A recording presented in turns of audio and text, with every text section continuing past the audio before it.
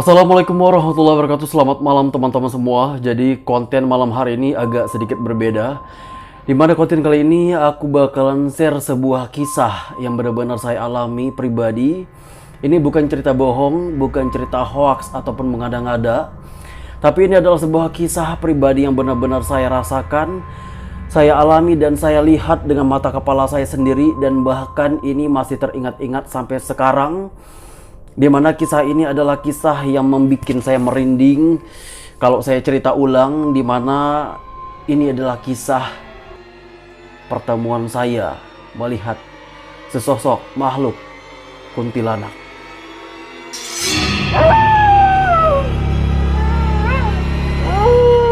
Oke, cerita ini bermula ketika saya waktu itu duduk di bangku sekolah dasar, tepatnya kelas 3 atau kelas 4 kalau tidak salah. Yang saya ingat adalah saya masih sekolah dasar, di mana waktu itu kejadiannya pada malam hari. Memang pada malam itu saya tidak pernah terpikirkan bakal melihat sosok ini ya. Memang pada waktu itu setiap malam saya selalu didongengkan oleh cerita-cerita hantu oleh ibu saya ya, sebagai dongeng tidur aja buat anak-anaknya, mungkin biar anaknya cepat tidur. Tapi untuk melihat sosok ini itu tidak pernah terpikirkan oleh saya, di mana sosok ini memang benar-benar nampak di mata saya. Dan kalau saya bercerita ini saya benar-benar merasa merinding ya. Jujur kalau harus bercerita ulang karena ini kejadiannya udah lama dan membuat saya teringat sampai sekarang ini ketika saya melihat langsung ya. Ini bukan cerita-cerita dari orang tapi saya sendiri mengalami. Dan kejadian ini ketika pada malam hari di saat saya dan keluarga saya sedang asik menikmati makan malam. Pada malam itu memang tidak pernah terpikirkan oleh saya dan memang kondisinya memang normal seperti malam-malam biasanya. Tidak mencekam-cekam amat, tapi memang benar-benar sunyi pada malam itu. Jadi perlu diketahui memang rumah yang saya tinggali saat ini dengan rumah saya yang dulu itu memang berbeda. Sekarang saya udah pindah ya. Dulu saya tinggalnya di Air Saga. Buat teman-teman semua yang tahu tempat tinggal saya asli orang Belitung, saya tinggal di Air Saga. Dimana waktu itu kita tinggalnya di sana dan memang rumah saya yang di Air Saga itu tidak seperti rumah pada umumnya, dimana orang bertetangga kiri kanan. Tapi di sana memang rumahnya agak sedikit jarang ya. Dan kondisinya rumah saya yang lama itu memang agak jauh dari tetangga. Jadi memang kondisinya adalah kiri rumah saya itu memang terdapat hutan kecil ya, hutan kecil.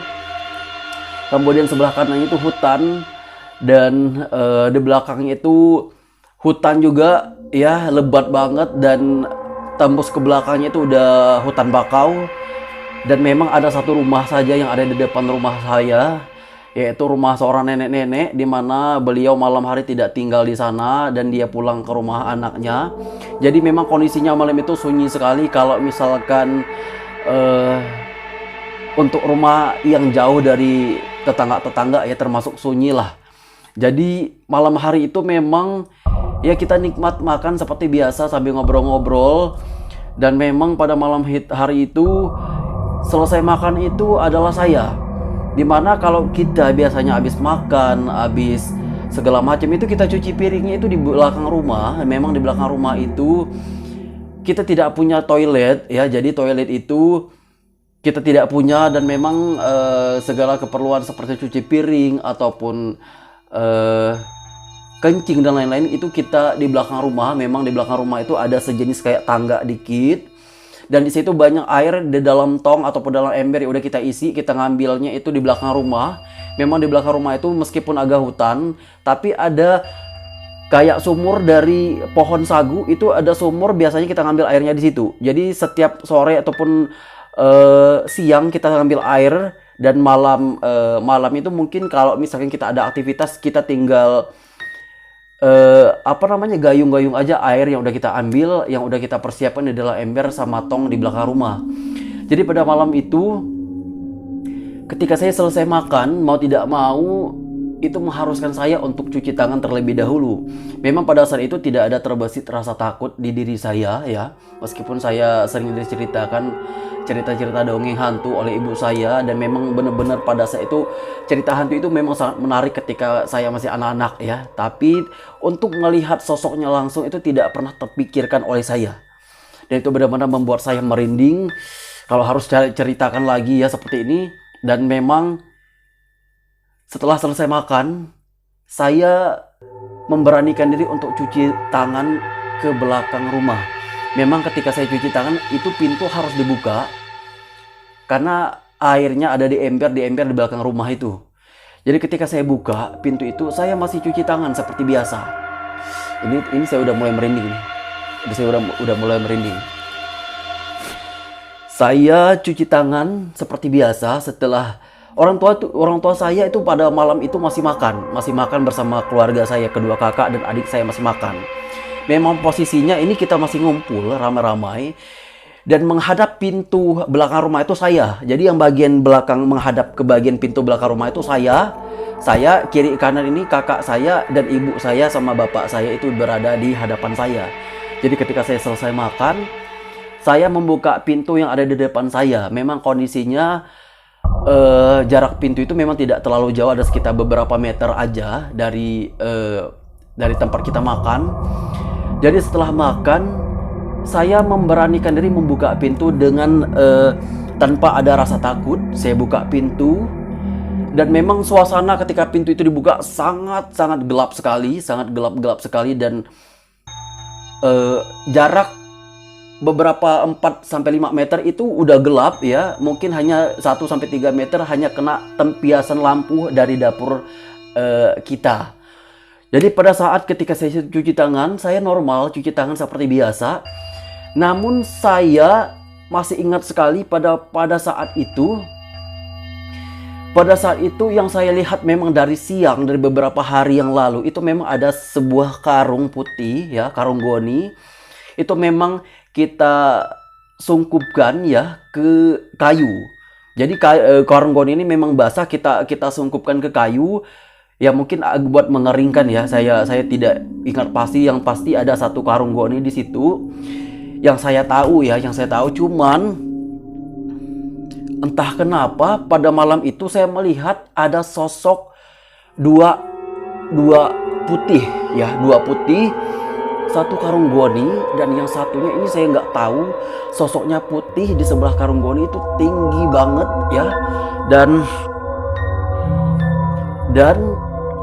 karung goni, saya masih berpikir, saya masih mengingat pada malam itu, yang saya di pikiran saya pada malam itu karung goni yang saya tahu cuman ada satu, dan yang sebelah ini saya mikir itu apa gitu kan, karung goni apa bukan. Tapi saya ingatnya itu cuma ada satu karung goni pada malam itu ya, dimana pokoknya yang satu ini tuh benar-benar janggal sekali dan benar-benar tinggi.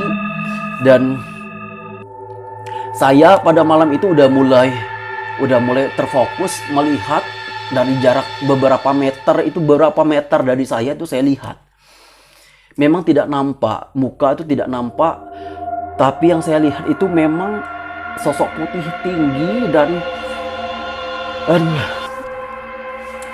ini saya jujur ya, saya merinding. Dan saya ketika saya melihat itu, saya udah manggil ibu saya, udah terbata-bata, udah seperti itu ya. Dan hingga pada akhirnya suara saya itu terkeluar dengan lantai, "Mak," gitu kan. Dan tiba-tiba ibu saya sadar, dan saya noleh, Mak, lihat itu, aku bilang seperti itu sama ibu saya, sambil saya menoleh ibu saya bentar. Terus saya bilang, lihat itu. Ketika saya lihat balik, berputar, itu sosok udah nggak ada, tinggal karung putih, karung yang memang benar-benar yang udah berhari-hari, tapi yang sosok putih itu seketika menghilang. Dan saya jelaskan pada ibu saya, dan ibu saya bilang, "Aduh, udah, tutup pintu." Dan malam itu saya benar-benar merinding sekujur tubuh, dan benar-benar gak habis pikir bahwasanya saya melihat sosok itu dan benar-benar itu masih teringat-ingat sampai sekarang. Dan besok paginya itu ketika saya turun ya ke belakang rumah, memang saya lihat memang cuman ada satu karung. Saya memang benar-benar tidak salah lihat, saya memang melihat satu karung, dan yang satunya lagi itu benar-benar sosok yang benar-benar sosok makhluk. Ya saya tidak tahu ya sosok itu pocong atau kuntilanak, tapi yang saya benar-benar ingat itu memang sosoknya baju panjang putih, dan saya tidak nampak ya yang bagian kepala itu karena benar-benar gelap. Saya nampak putih aja, saya nggak melihat bawahnya itu kayak nampak di bagian tanah, tapi kayak ada space hitam terus putih, dan memang benar-benar itu membuat saya merinding ya kalau harus dicerita orang hingga saat ini. Jadi buat teman-teman semua, ini cerita kisah saya. Memang ada beberapa kisah lain yang pernah saya alami, tapi yang benar-benar ingat di otak saya yang dari kecil sampai sekarang itu adalah kisah itu. Dan semoga teman-teman semua tidak pernah mengalami hal serupa seperti saya.